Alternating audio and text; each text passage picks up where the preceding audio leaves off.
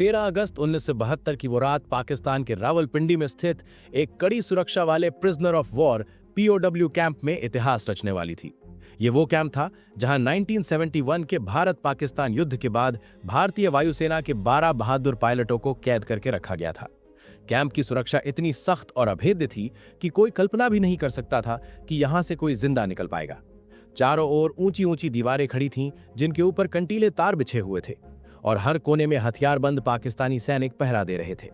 लेकिन इन दीवारों के पीछे 3 ऐसे भारतीय पायलट थे जिनके इरादे किसी भी बाधा से डरने वाले नहीं थे। इन पायलटों ने ऐसी योजना बनाई और उसे अंजाम दिया कि पाकिस्तानी सैनिकों के होश उड़ गए। ये कहानी साहस, दृढ़ संकल्प और आजादी के जज्बे की है, जो सलाखों के पीछे भी जिंदा रहती है। इस कहानी की शुरुआत होती है 3 दिसंबर 1971 से, जब भारत और पाकिस्तान के बीच एक जोरदार युद्ध छिड़ा हुआ था। ये युद्ध पूर्वी पाकिस्तान, अब बांग्लादेश की स्वतंत्रता की लड़ाई से जुड़ा था, जहां पाकिस्तानी सेना की क्रूरता ने लाखों लोगों को प्रभावित किया था। भारत ने मानवीय आधार पर हस्तक्षेप किया और जल्द ही युद्ध 3 मोर्चों पर फैल गया: जमीन, समुद्र और हवा। जमीन पर भारतीय सेना हर मोर्चे पर पाकिस्तानी फौज को पीछे धकेल रही थी, उनके ठिकानों को तबाह कर रही थी और तेजी से आगे बढ़ रही थी।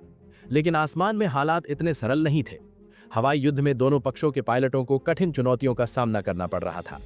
पाकिस्तानी वायुसेना के लड़ाकू विमानों और एंटी एयरक्राफ्ट गनों ने भारतीय पायलटों के लिए कई मुश्किलें खड़ी कर दी थी। इसी युद्ध के दौरान पाकिस्तान के जफरवाल शहर के पास एक ऊंचा वॉच टावर भारतीय वायुसेना के लिए एक बड़ी परेशानी बन चुका था। ये टावर पाकिस्तानी सेना की आंखों की तरह काम कर रहा था, जहां से वे भारतीय सेना की हर गतिविधि पर नजर रखते थे। इस टावर से भारतीय विमानों पर सटीक फायरिंग की जाती थी, जिससे कई मिशन प्रभावित हो रहे थे। इस खतरनाक वॉच टावर को नष्ट करने की जिम्मेदारी सौंपी गई भारतीय वायुसेना के जांबाज पायलट दिलीप पारुलकर को। दिलीप पारुलकर एक अनुभवी और साहसी पायलट थे, जिन्हें उनके साथी अनुशासन, हिम्मत और तेज दिमाग के लिए जानते थे। उन्होंने कई मिशनों में अपनी क्षमता साबित की थी, लेकिन ये मिशन विशेष रूप से जोखिम भरा था। पारुलकर को पता था कि दुश्मन की सरजमीन पर उड़ान भरना और हमला करना मौत को दावत देने जैसा था, लेकिन देश की सेवा के लिए वे हर जोखिम उठाने को तैयार थे। 10 दिसंबर 1971 को दिलीप पारुलकर अपने सुखोई 7 फाइटर जेट में सवार होकर मिशन पर निकले। आसमान में उड़ते हुए उन्होंने वॉच टावर की लोकेशन का अनुमान लगाया। जैसे ही वे टावर के करीब पहुंचे, पाकिस्तानी एंटी एयरक्राफ्ट गनों ने जबरदस्त फायरिंग शुरू कर दी। गोलियां और शेल्स की बौछार उनके जेट की ओर आ रही थी। कुछ ही पलों में उनका विमान बुरी तरह क्षतिग्रस्त हो गया। इंजन में आग लग गई और विमान नियंत्रण से बाहर होने लगा। स्थिति बिगड़ते देख पारुलकर ने बिना एक पल गवाए इजेक्ट बटन दबाया। पैराशूट की मदद से वे नीचे उतरे और उनकी जान तो बच गई, लेकिन किस्मत ने उन्हें दुश्मन की धरती पर फेंक दिया। उतरते समय पारुलकर पहले से ही घायल हो चुके थे। उनके पैर और शरीर में चोटें आई थीं। दर्द से जूझते हुए वे खुद को संभाल ही रहे थे कि आसपास के पाकिस्तानी ग्रामीण इकट्ठा होने लगे। भीड़ ने उन्हें घेर लिया और दुश्मन चिल्लाने लगी। देखते ही देखते लोगों ने उन पर हमला कर दिया, उन्हें पीटना शुरू कर दिया और उनका सामान छीन लिया। चोट, थकान और मारपीट की वजह से पारुलकर बेहोश हो गए। अगर थोड़ी देर और होती तो शायद भीड़ उन्हें मार ही डालती, लेकिन तभी पाकिस्तानी सैनिक वहां पहुंच गए। सैनिकों ने भीड़ को हटाया और कहा, यह जिंदा हमारे ज्यादा काम का है। इस तरह दिलीप पारुलकर को मौत के मुंह से निकालकर हिरासत में ले लिया गया। जब पारुलकर को होश आया तो उन्होंने खुद को एक अंधेरी, तंग और सीलन भरी कोठरी में पाया। उनके सामने एक पाकिस्तानी अधिकारी खड़ा था, जिसके चेहरे पर क्रूर मुस्कान थी। अधिकारी ने कागज और पेंसिल उनकी ओर बढ़ाया और आदेश दिया, आदमपुर एयरबेस का नक्शा बनाओ। आदमपुर एयरबेस भारतीय वायुसेना का एक महत्वपूर्ण ठिकाना था, जहां से कई ऑपरेशंस चलाए जाते थे। पारुलकर ने तुरंत मना कर दिया, क्योंकि वे जानते थे कि इससे भारत की सुरक्षा को खतरा हो सकता था। इसके बाद शुरू हुआ यातना का सिलसिला। पाकिस्तानी अधिकारी और सैनिकों ने उन्हें शारीरिक और मानसिक रूप से प्रताड़ित किया। उन्हें भूखा रखा गया, पानी नहीं दिया गया और लगातार पूछताछ की गई। लेकिन पारुलकर ने हार नहीं मानी। आखिरकार भारी दबाव में आकर उन्होंने नक्शा बनाना स्वीकार किया। पाकिस्तानी अधिकारी बहुत खुश हुआ और नक्शा लेकर चला गया, लेकिन कुछ देर बाद वो गुस्से से लौटा। असल में पारुलकर ने चालाकी से आदमपुर एयरबेस का नहीं, बल्कि मुंबई एयरपोर्ट का नक्शा बना दिया था। अधिकारी ने क्रोध में सजा सुना दी। पूरी रात कोठरी के एक कोने में खड़े रहना होगा। एक गार्ड को आदेश दिया गया कि अगर पारुलकर बैठे तो तुरंत गोली मार दी जाए। पूरी रात पारुलकर खड़े रहे। उनका शरीर थकान और दर्द से जवाब दे रहा था, लेकिन उनका मन मजबूत था। वे देश के लिए ये सब सहने को तैयार थे। गार्ड को उन पर तरस आ गया। उसने धीरे से कहा, सुबह तक बैठ जाओ, अगर कोई आएगा तो मैं खांस दूंगा, तब तुम खड़े हो जाना। इस छोटी सी दया ने पारुलकर को थोड़ी राहत दी। इसके बाद कई रातें पारुलकर ने उसी अंधेरी कोठरी में बिताईं। लगातार यातनाएं दी गईं, लेकिन उन्होंने अपने मुंह से कोई महत्वपूर्ण जानकारी नहीं निकाली। आखिरकार पाकिस्तानी अधिकारी थक गए और कुछ दिनों बाद उन्हें अन्य भारतीय बंदियों के साथ एक ही कैंप में डाल दिया गया। ये था रावलपिंडी का POW कैंप, जहां भारतीय वायुसेना के 12 पायलट कैद थे। यहां पहुंचकर पारुलकर को पता चला कि उनके साथियों के साथ भी वैसा ही बर्ताव किया गया था। हर किसी ने दर्द सहे थे, लेकिन किसी का हौसला नहीं टूटा था। सभी ने एक दूसरे को प्रोत्साहित किया और उम्मीद की किरण जिंदा रखी। इस कैंप के इंचार्ज थे उस्मान हामिद, जो भारतीय पायलटों के साथ अपेक्षाकृत सम्मानजनक व्यवहार करते थे। हालांकि कई पाकिस्तानी अधिकारियों को यह पसंद नहीं था, क्योंकि वे भारतीयों को दुश्मन मानते थे। उस्मान हामिद ने ही भारतीय पायलटों को एक कैसेट प्लेयर और एक एटलस दिया। शायद उन्हें अंदाजा नहीं था कि ये छोटी सी मदद आगे चलकर एक बड़ी साजिश का हिस्सा बन जाएगी। 25 दिसंबर 1971 को कैंप में एक बड़ी खबर पहुंची। ढाका में पाकिस्तान ने सरेंडर कर दिया है। भारत युद्ध जीत चुका है और 93,000 पाकिस्तानी सैनिक भारत की कैद में हैं। कैंप में खुशी की लहर दौड़ गई। सभी पायलटों को लगा कि अब जल्द ही वे घर लौटेंगे, परिवार से मिलेंगे और आजादी का स्वाद चखेंगे। लेकिन दिलीप पारुलकर का मन कुछ और कह रहा था। वे जानते थे कि युद्ध बंदियों की अदला बदली में लंबा समय लग सकता है। राजनीतिक वार्ताएं, समझौते और कागजी कार्रवाई में महीनों या साल लग सकते हैं। उन्होंने साथियों से कहा, अगर हम यहाँ बैठे रहे तो शायद सालों लग जाएं। क्यों ना हम खुद ही रास्ता निकालें। पहली बार किसी ने उनका साथ नहीं दिया। सभी को डर था कि असफल होने पर सजा और कड़ी होगी। लेकिन पारुलकर हार मानने वाले नहीं थे। उनके दिमाग में आज़ादी का बीज पड़ चुका था और ये बीज आने वाले महीनों में एक ऐसी योजना में बदलने वाला था जो रावलपिंडी की दीवारों को हिला देगी। 25 दिसंबर 1971 के बाद रावलपिंडी POW कैंप में एक अजीब सी खामोशी छा गई। बाहर की दुनिया में युद्ध समाप्त हो चुका था, लेकिन इन 12 भारतीय पायलटों के लिए संघर्ष अभी जारी था। सभी को उम्मीद थी कि भारत और पाकिस्तान के बीच युद्ध बंदियों की अदला बदली जल्द होगी। लेकिन दिन बीतते गए, हफ्ते गुजर गए और कोई ठोस खबर नहीं आई।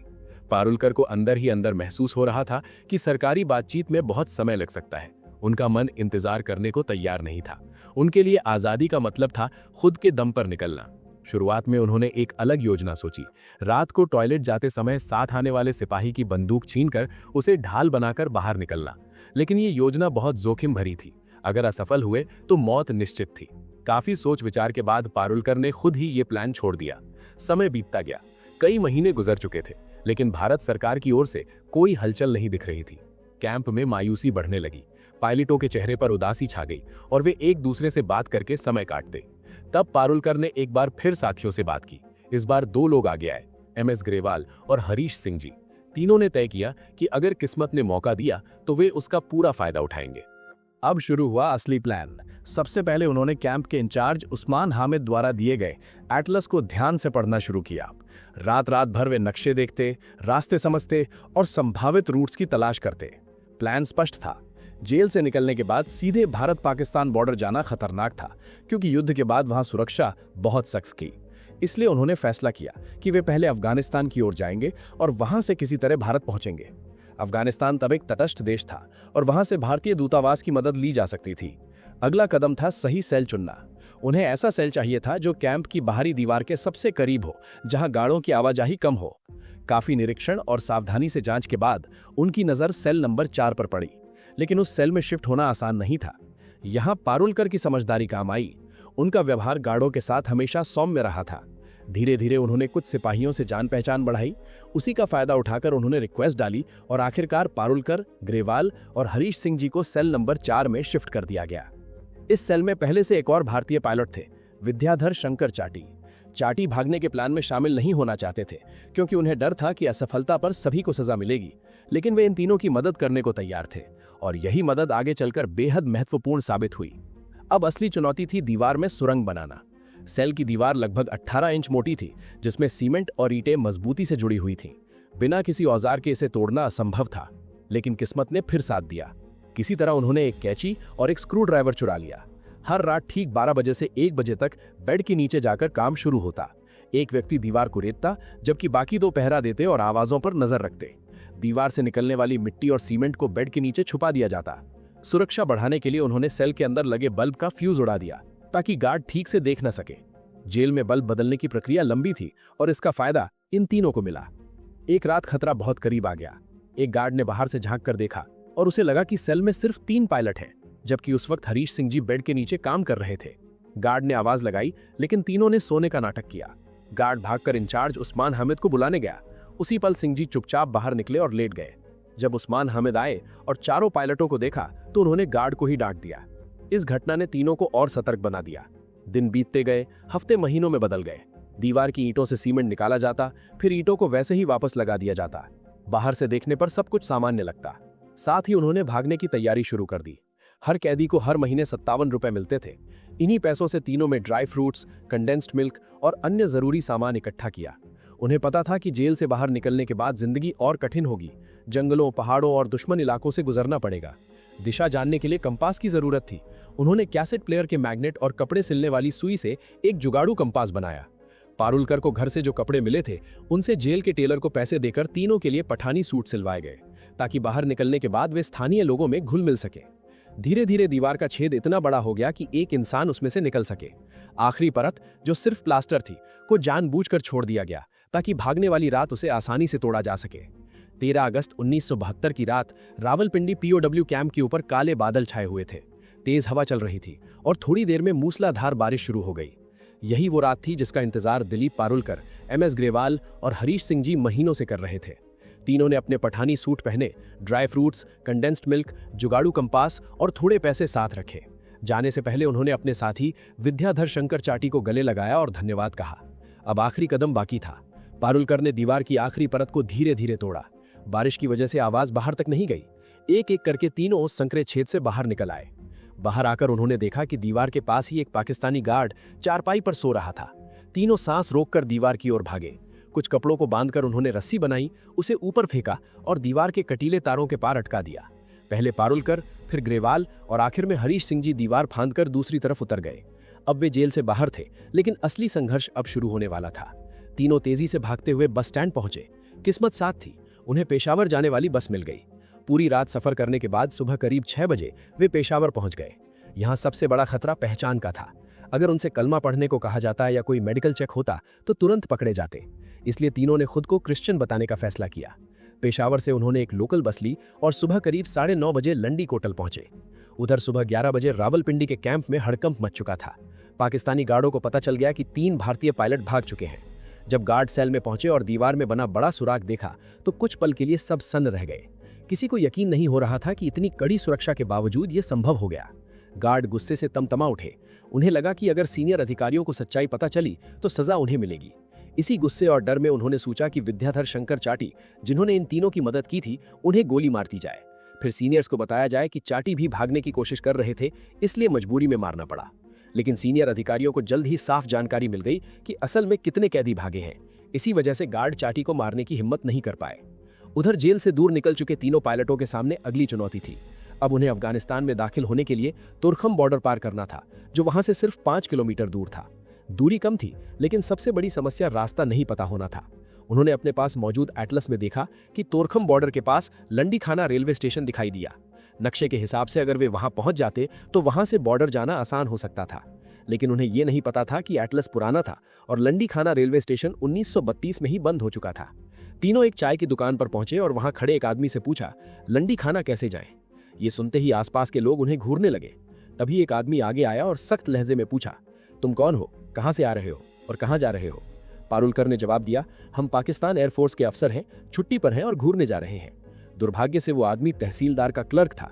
उसे शक हो गया। उसने कहा, यहाँ इस नाम की कोई जगह नहीं है। भीड़ बढ़ने लगी। उस आदमी ने ताना मारा, तुम तीनों बंगाली हो ना, अफगानिस्तान भाग रहे हो? ग्रेवाल ने हंसते हुए कहा, क्या हम आपको बंगाली लगते हैं? लेकिन शक और गहरा हो गया। तीनों को पकड़कर तहसीलदार के पास ले जाया गया। वहां भी उन्होंने खुद को पाकिस्तानी एयरफोर्स अफसर बताया, लेकिन तहसीलदार ने भरोसा नहीं किया। आखिरी दांव खेलते हुए पारुलकर ने कहा, हमने अपने वतन के लिए खून पसीना बहाया है। अगर आपको भरोसा नहीं है तो पाकिस्तान एयरफोर्स के LDC उस्मान हामिद से बात करवा दीजिए। पारुलकर को लगा कि इससे वे बच जाएंगे, लेकिन यही बात उनकी सबसे बड़ी गलती साबित हुई। तहसीलदार ने तुरंत उस्मान हामिद को फोन किया और दिलीप से बात करवाई। दिलीप को बात करनी पड़ी। इसी पल उस्मान हामिद को समझ आ गया कि तीनों वही इंडियन पायलट हैं जो रावलपिंडी कैंप से भागे हैं। उस्मान हामिद ने तहसीलदार से कहा कि ये हमारे लोग हैं, जब तक हमारे सिपाही वहां नहीं पहुंचते इन्हें सुरक्षित रखा जाए। कुछ घंटों बाद पाकिस्तानी सैनिक आए और तीनों को दोबारा रावलपिंडी ले जाया गया। उन्हें 30 दिन की सॉलिटरी कन्फाइनमेंट की सजा दी गई। इसके बाद सभी भारतीय पायलटों को रावलपिंडी से हटाकर फैसलाबाद के जेल में भेज दिया गया, जहां 500 से ज्यादा भारतीय POWs रखे गए थे। इसी दौरान भारत और पाकिस्तान के बीच युद्ध बंदियों के अदला बदली पर बातचीत तेज हो गई। आखिरकार दिसंबर 1972 में पाकिस्तान के राष्ट्रपति जुल्फिकार अली भुट्टो ने सभी भारतीय युद्ध बंदियों को रिहा करने का ऐलान कर दिया। जब ये भारतीय जवान वाघा बॉर्डर से भारत लौटे तो वहां इंसानों का सैलाब उमड़ पड़ा। हजारों लोग तिरंगे लेकर खड़े थे, नारों की गूंज थी, सैनिकों की आंखों में आंसू और चेहरे पर गर्व था। ये कहानी सिर्फ एक जेल से भागने की नहीं थी, ये कहानी हौसले की थी, उस जज्बे की जो सलाखों के पीछे भी आजाद रहना जानता है। और रावलपिंडी की वो दीवारें आज भी शायद याद करती होंगी कि कभी 3 भारतीय पायलट उन्हें चकमा देकर निकल गए थे। दोस्तों, अगर ये वीडियो पसंद आया हो तो वीडियो को एक लाइक जरूर करें और चैनल को सब्सक्राइब जरूर करें। हम ऐसे ही प्रेरणादायक वीडियो हर हफ्ते लाते रहेंगे। तब तक के लिए जय हिंद।